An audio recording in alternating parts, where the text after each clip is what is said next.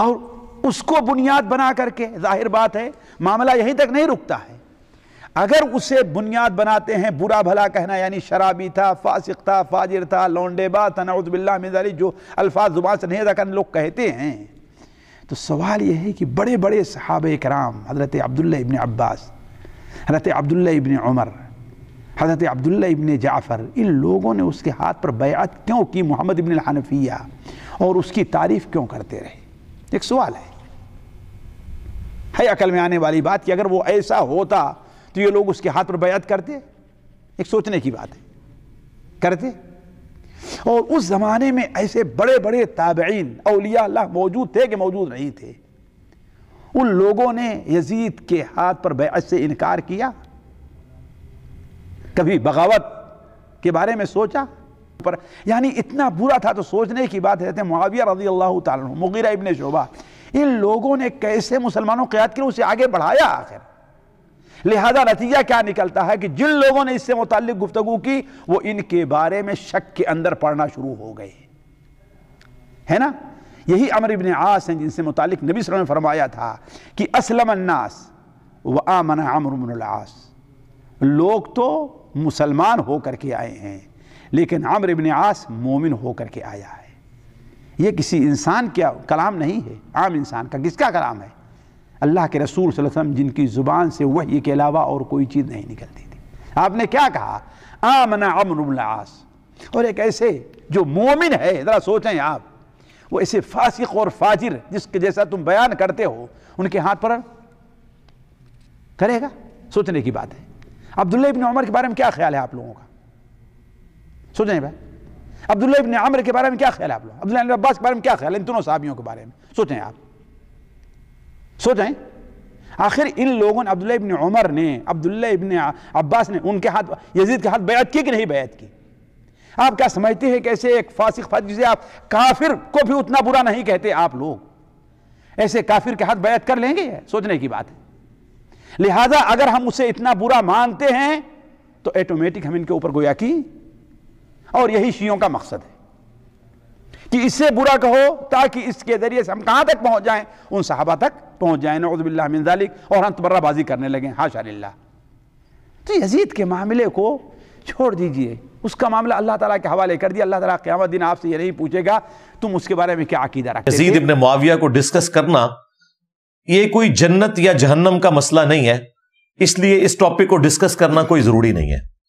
واہ، کل تک تو آپ لوگ شیعہ کو جہنمی ڈکلیئر کرنے کے لیے ہمیں خود ہی بتاتے تھے کہ سیدنا علی کا قول ہے جو صحیح سند سے ثابت ہے، نبی الاسلام سے بھی ثابت ہے لیکن وہ روایت کمزور ہے، جو حضرت علی کا قول صحیح سند سے فضائل صحابہ احمد بن حنبل کی کتاب میں موجود ہے، اور شیعہ کے ہاں بھی نہج البلاغہ میں مولا علی کا یہ قول موجود ہے. یہ سنی اور شیعہ دونوں کے ہاں ہے کہ سیدنا علی نے کہا کہ میری وجہ سے دو فرقے گمراہ ہوں گے، ایک میری محبت میں غلو کر کے، ایک میری دشمنی میں.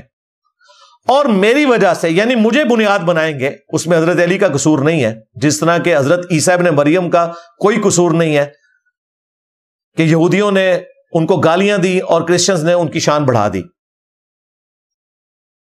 تو مجھے بنیاد بنا کے دو فرقے جہنم میں چلے جائیں گے، ایک میری محبت میں غلو کر کے، ایک میری دشمنی میں.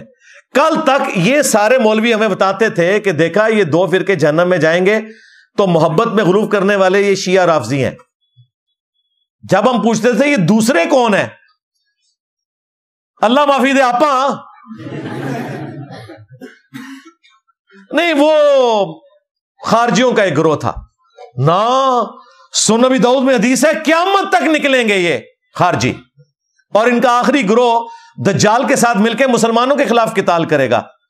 شیعہ قیامت تک ہے، رافضی قیامت تک ہے، اور ناصبی جو حضرت علی کے دور میں ختم ہو گئے سرکار، وہ بھی قیامت تک ہے. اصل میں وہ آپ خود ہو نا.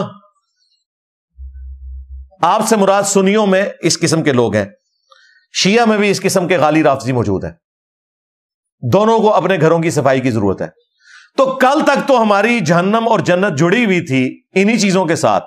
اب جب کھرا آپ کے گھر بھی نکل آیا تو اب آپ کہتے ہیں کہ جی اس کا کوئی ہماری جہنم یا جنت کے ساتھ ہے. بالکل ہے جی. المستدرک الحاکم میں حدیث ہے نبی علیہ السلام نے فرمایا اگر کوئی شخص پوری زندگی حجر اسود اور مقام ابراہیم کے درمیان نمازیں پڑھتا رہے خانہ کعبہ شریف میں پوری زندگی اور روزے رکھتا رہے, لیکن قیامت کے دن اللہ تعالیٰ کے ساتھ اس حال میں ملاقات کرے کہ ہم اہل البیت کا بغض اس کے دل میں ہو, تو اللہ تعالیٰ اسے ضرور جہنم کی آگ میں داخل کرے گا. آپ کہہ رہے ہیں مسئلہ ہی کوئی نہیں ہے,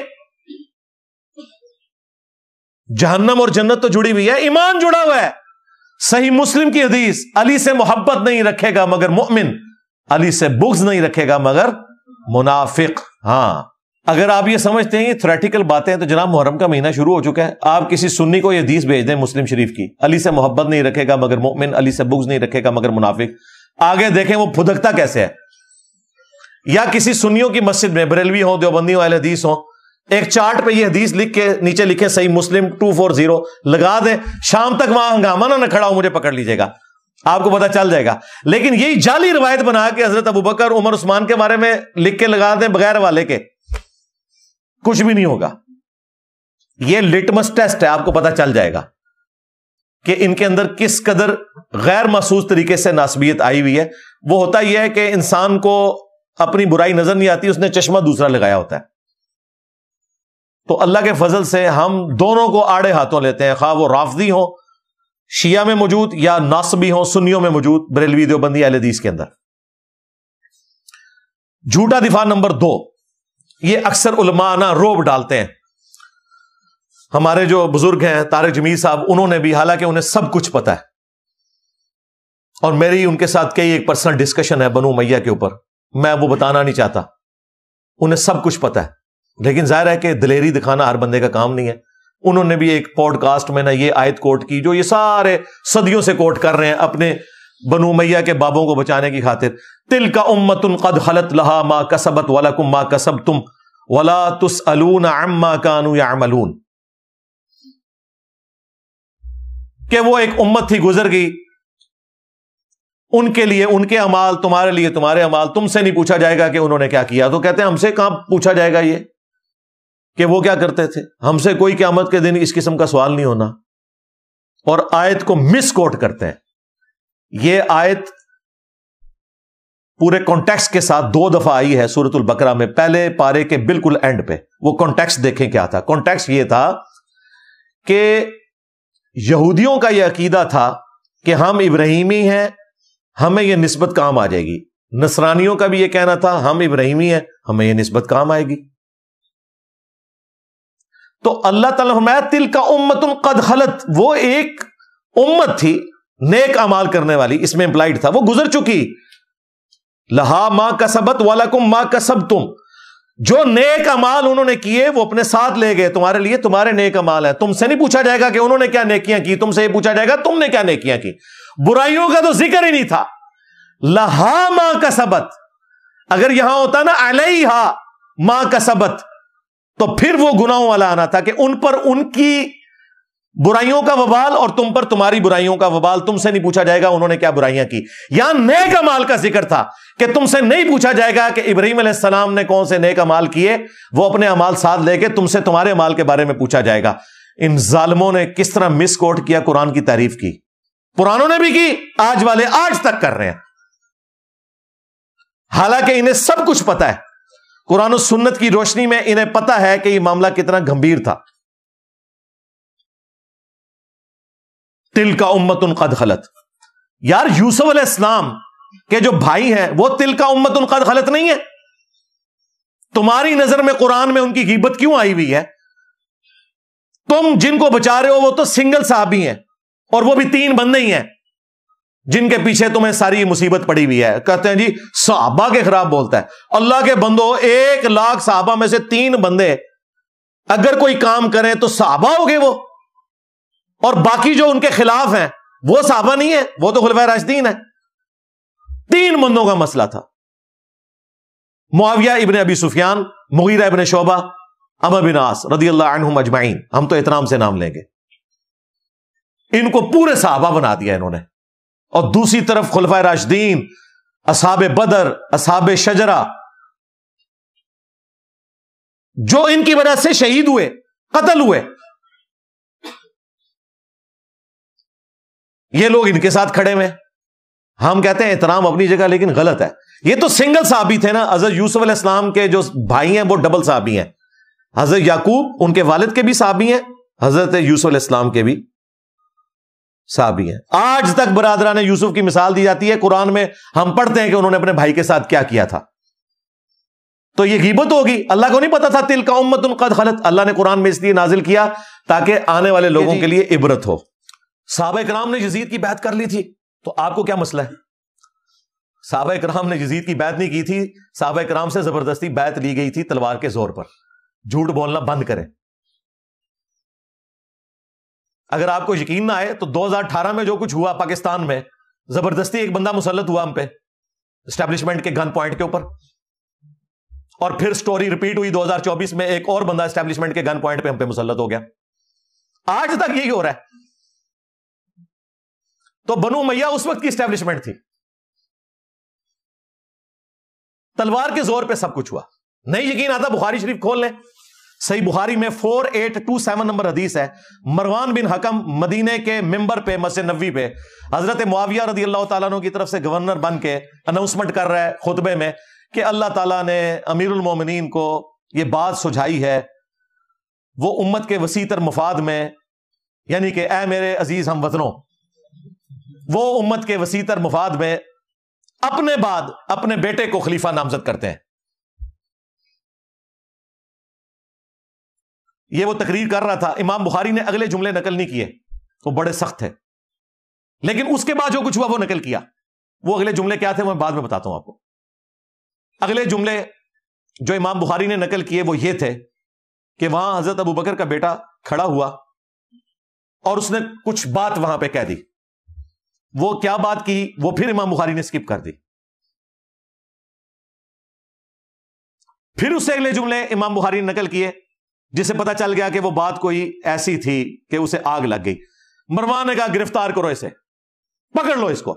وہ فوراً سے مسجد نبوی میں ایڈجسٹنٹ جو حجرہ عائشہ تھا جہاں ان کی بہن موجود تھی وہاں داخل ہو گئے. اور یہ پاکستان کے کیس میں جو سگا بھائی ہے نا, یہ وہ تھے, یعنی حضرت ابو بکر کی وہ بیوی جو حضرت عائشہ کی والدہ تھی وہی ان کی بھی والدہ تھی, عبد الرحمن بن ابی بکر کی. یہ سگے بہن بھائی تھے. ان کے پاس چلے گئے. اب ظاہر مروان یہ کام نہیں کر سکتا تھا, مسلمانوں نے پھر احتجاج کرنا تھا کہ یہ کیا حرکت کر رہے ہو. باہر سے اس نے کہا اوے ابو بکر کے بیٹے, تیرے بارے میں قرآن میں آیت نازل ہوئی تھی نا کہ یہ کافر کہتا ہے کہ میرے ماں باپ جو مجھے یہ کہتے ہو کہ مرنے کے بعد دوبارہ زندہ کیا جاؤں گا, یہ اگلے لوگوں کی کہانی ہے. ابو بکر کے بیٹے کہ تیرے بارے میں قرآن میں آیت نازل ہوئی تھی. توبہ توبہ. یہ بنو امیہ کے خدمت گزار, یہ ہیں گستاخان خلفائے راشدین. جب اس نے یہ بات کی تو سیدہ عائشہ اندر تڑپ اٹھی. انہوں نے کہا اس کو خاموش ہو جا, آل ابی بکر کے بارے میں کوئی قرآن کی آیت نازل نہیں ہوئی سوائے جو میری برات میں سورہ نور کی آیات نازل ہوئی تھی جب مجھ پہ جھوٹی تہمت لگائی گئی. بخاری میں اتنا آتا ہے, المستدرک للحاکم میں اور المعجم الکبیر طبرانی میں اور باقی کتابوں میں اس روایت کی فلنگ ان دا بلینکس موجود ہے, جو اللہ کے فضل سے حافظ ابن کثیر نے سورۃ الاحقاف کی آیت نمبر 17 جو کوٹ کی تھی مروان نے غلط, اس کے کانٹیکسٹ میں وہ سارے ترک ایک جگہ جمع کر دیے ہیں. لہذا بریلوی دیوبندی اہل حدیث تینوں کو کوئی اعتراض نہیں ہوگا. وہ فل ان دا بلینک یہ تھی کہ اس وقت مروان نے یہ کہا کہ ابو بکر نے بھی تو عمر کو خلیفہ نامزد کیا تھا نا, تو حضرت معاویہ اپنے بیٹے یزید کو بنانا چاہتے ہیں. دیکھو کیا ان کی اینالوجی دیکھیں. تو وہ اس پہ حضرت ابو بکر کا بیٹا کھڑا ہوا تھا, کیونکہ ظاہر ہے اس نے کہا کہ بنانا تھا تو مجھے بناتے ہیں نا, مجھے تو نہیں بنایا. تو کون سی مشرق سے اٹھا کے مثال مغرب میں پھینک رہا ہے. اور جو کہا نا اس نے کچھ کہا امام بخاری نے وہ یہاں ہے کہ انہوں نے کہا کہ تیرا امیر المومنین معاویہ سیدھی طرح کہہ ابو بکر اور عمر کے راستے پہ نہیں چل رہا, وہ کیسر و کسرا کے راستے پہ چل رہا ہے. اب یہ بہت بڑی گالی تھی ان کے لیے تو کہ وہی جو ہے وہ بادشاہت آ گئی یہاں پہ. اس پہ پھر اس نے کہا پکڑو انہوں. اور حجرے میں اما عائشہ کے اور الفاظ تھے جو امام بخاری نے نقل نہیں کیے, وہ یہ تھے کہ مروان تیرے بارے میں نبی علیہ السلام نے فرمایا تھا کہ حکم پہ لعنت, اس کی اولاد پہ لعنت, تو اپنے باپ کی پش میں تھا جب باپ بیٹا دونوں پہ اللہ کے نبی نے لعنت فرمائی تھی. مجھے بتائیں جب یہ والی صورتحال ہو کہ حضرت ابو بکر کے بیٹوں کو بھی اپنی جان بچانی پڑے تلوار کے زور پہ, اپنی وفات سے 4 سال پہلے ایک بندہ اپنے بیٹے یزید کے لیے بیعت لے رہا ہے, تو آپ یہ کہیں گے صحابہ نے بیعت کر لی. کہتے ہیں جی ابن عمر نے بیعت کر لی تھی. ایون واقعہ ہررا کے بعد جب لوگ یزید کی بیعت توڑ رہے تھے تو وہ لوگوں کو جا کے سمجھاتے تھے. جی بخاری مسلم ہے, سرکار وہ ہمارے اسٹوڈنٹس کو سمجھا رہے تھے. اگر ابن عمر اس زمانے میں سمجھا رہے تھے تو کسے سمجھا رہے تھے؟ اپنے لیول کے لوگوں کو, صحابہ اور تابعین کو. اور اس صحابی کا نام بھی آیا ہوا ہے, عبداللہ ابن مطیع رضی اللہ تعالیٰ عنہ, جنہوں نے کہا کہ اب کیا رہ گیا ہے, یزید کی بیعت توڑیں اہل مدینہ. تو ابن عمر ان کو ملنے کے لیے گئے اور کہا کہ میں تمہیں حدیث سنانے کے لیے آیا ہوں کہ جو خلیفہ وقت کی بیعت کے بغیر مرا وہ جاہلیت کی موت مرا. وہ کہتے ہیں جی ابن عمر نے چونکہ بیعت کر لی تھی, وہ بھی مجبوراً کی تھی انہوں نے, وہ جس طریقے سے کی تھی, انیشلی تو انکار کیا تھا. دوسرا, ابن عمر جب یہ بات کر رہے تھے تو وہ یہ بھول گئے کہ حضرت علی کی بیعت تو ابن عمر نے خود نہیں کی ہوئی تھی, تو اس وقت وہ جاہلیت پہ تھے. یہ لاجیکلی ان کی بات درست نہیں تھی, ورنہ تو خود اس فتوے کی زد میں آ رہے تھے. ہم تو عبداللہ ابن مطیع اور باقی لوگوں کے ساتھ ہیں, ابن عمر کا یہ موقف غلط تھا.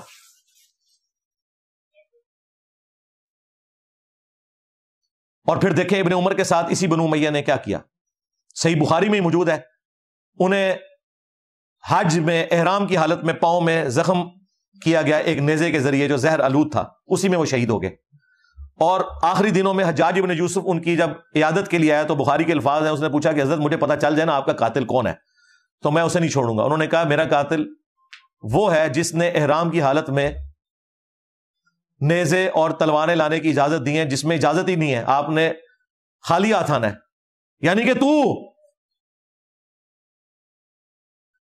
تو دیکھیں بنو امیہ ہی قاتل بنی خود ابن عمر کی. اسی لیے آخری وقت میں جا کے ابن عمر کو اندازہ ہو گیا کہ یہ لوگ ڈی ٹریک ہیں. المستدرک للحاکم میں یہ حدیث موجود ہے, مجموع الزوائد میں موجود ہے. امام حیثمی جو ابن حجر اسقلانی کے استاد ہیں, انہوں نے مجموع الزوائد میں اس کی سند کو صحیح کہا کہ ابن عمر آخری عمر میں افسوس کرتے تھے اور وہ کہتے تھے کہ مجھے نماز روزہ چھوڑنے کے اوپر کوئی افسوس نہیں, میں نے اس طرح کا کوئی کام نہیں کیا سوائے ایک چیز کے کہ میں نے حضرت علی کے ساتھ مل کر فی باغیہ کے خلاف قتال نہیں کیا, اس باغی گروہ کے خلاف جو مجھے کرنا چاہیے تھا. کون سا باغی گروہ؟ جو بخاری میں ہے, عمار تجھے ایک باغی جماعت قتل کرے گی, تو انہیں اللہ اور جنت کی طرف بلائے گا, وہ جماعت تجھے جہنم کی طرف بلائے گی. یعنی حضرت علی کی جماعت کو نبی الاسلام نے جنت کی طرف بلانے والی جماعت اور ان کے مخالفین کو جہنمی جماعت نہیں کہا, جہنم کی طرف بلانے والی, کیونکہ خلیفۃ المسلمین کی مخالفت. یہ ایک الگ سے ٹاپک ہے, میری کئی ایک ویڈیوز ہیں, وہ پچھلی والی ویڈیو دیکھ لیں, پچھلے محرم والی, کربلا کیوں ہوئی. تو آپ یہ دیکھیں, یہ بالکل واضح احادیث ون سائیڈڈ مقدمہ پیش کر رہی ہیں. جن ابن عمر کی بنیاد کے اوپر انہوں نے اتنا ہنگامہ کھڑا کیا ہوا تھا, وہ ابن عمر تو آخری وقت میں اپنے پرانے اعمال کے اوپر شرمندہ ہے اور یہ کہہ رہے ہیں جی ابن عمر نے یزید کی بیعت کر لی تھی. جو مخالفین تھے ابن عمر کے وہ بھی صحابہ اور تابعین تھے, ان کی رائے کا کوئی احترام نہیں کرتے. یعنی میٹھا میٹھا ہپ ہپ تے کوڑا کوڑا تھو تھو, اسی کے اوپر کہا جاتا ہے. اسی کانٹیکسٹ میں بخاری میں ایک حدیث ہے, حضرت عمر نے پہلے ہی پیش گوئی کر دی تھی, 6830. حضرت عمر نے جب آخری حج اپنا کیا, اس کے بعد ان کو اگلا سال نصیب نہیں ہوا, تو وہاں منا میں حضرت عمر تک کسی نے یہ بات پہنچائی کہ لوگ یہاں چیما گوئیاں کر رہے ہیں کہ جب عمر مر جائے گا تو ہم فلاں شخص کو اپنا خلیفہ چن لیں گے. حضرت عمر کو اتنا غصہ آیا, انہوں نے کہا میں ادھر ہی خطبہ دوں گا کہ مسلمانوں کے مشورے کے بغیر انہوں نے پہلے ہی طے کر لیا کسے خلیفہ بنانا ہے. تو عبد الرحمن بن عوف نے کہا کہ حضرت یہاں ہر طرح کے لوگ آئے ہیں, آپ مسجد نبوی میں جا کے خطبہ دیں. یہ چند لوگوں کے سامنے بات ہوئی ہے, آپ اس کو عام نہ کریں. اور میں دعوے سے کہتا ہوں کہ اگر یہ یوٹیوب پہ کلپ آیا ہوتا نا اس زمانے میں, تو حضرت عمر نے اسی ٹائم یوٹیوب پہ کلپ اپنا چڑھانا تھا, رپلائی ٹو کر کے. خیر مدینہ شریف آئے, ابن عباس کہتے ہیں کہ میں ممبر کے اتنے قریب تھا کہ میرا گھٹنا ٹچ کر رہا تھا, اور میں ساتھیوں سے کہہ رہا تھا آج حضرت عمر نے پھٹے چک دینے نے, بڑے غصے نے, اور بڑا لمبا انہوں نے خطبہ دیا. اس میں یہ بھی الفاظ تھے کہ دیکھنا ابو بکر کی خلافت جس طریقے سے منعقد ہوئی وہ کیٹاسٹرافک کنڈیشن تھی, مستقبل میں اسے دلیل نہ بنایا جائے. یعنی حضرت عمر مانتے تھے کہ اس طریقے سے حضرت ابو بکر کو خلیفہ نہیں چنا جانا چاہیے تھا. لیکن وہ سعد ابن عبادہ اور جو باقی معاملات ہوئے سقیفہ بنی ساعدہ میں, الگ سے ایک ٹاپک ہے, انہوں نے کہا کہ یہ مستقبل میں دلیل نہیں ہوگی, مسلمانوں کے مشورے کے بغیر کسی کو خلیفہ نہ چننا. حضرت عمر بھی حضرت ابو بکر نے صحابہ سے مشورہ کر کے, صحابہ نے کہا تھا کہ آپ نامزد کریں, اس کے بعد مشورہ ہوا ہے, یہ زبردستی مسلط نہیں کیا گیا. پھر حضرت عمر نے تو 6 رکنی کمیٹی بنائی, کیونکہ ان 6 سے بہتر لوگ کوئی نہیں تھے. بخاری میں موجود ہے یہ 6 لوگ وہ ہیں جن سے رسول اللہ اپنی وفات تک راضی رہے. تو سیدنا عمر رضی اللہ تعالیٰ عنہ نے کہا کہ حضرت ابوبکر کی خلافت کو دلیل نہ بنانا، یاد رکھنا جب بھی مسلمانوں کے مشورے کے بغیر کسی کو خلیفہ چنا گیا تو اس کا انجام قتل و غارت ہوگا۔ یہ قتل و غارت ہوئی ہے۔ یہ کہتے ہیں جی یزید خلیفہ وقت تھا تو حضرت حسین نے بغاوت کی ہے، نعوذ باللہ۔ جو خلافت قائم ہی نہ ہو اس کے بارے میں یہ کہنا اس کے خلاف